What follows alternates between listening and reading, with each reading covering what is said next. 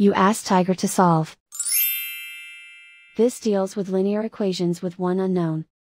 The final result is x equals -1. Let's solve it step by step.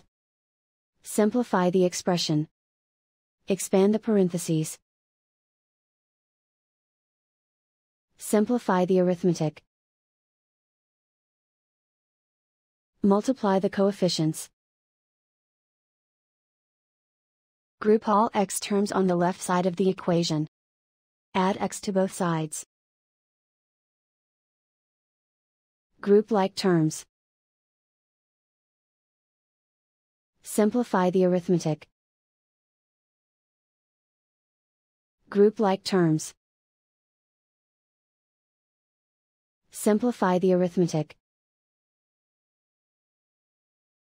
Group all constants on the right side of the equation. Add 3 to both sides. Simplify the arithmetic.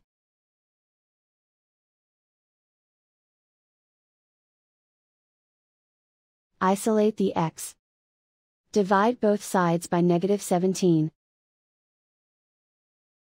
Cancel out the negatives. Simplify the fraction. Move the negative sign from the denominator to the numerator. Simplify the fraction. And so the final result is x equals -1.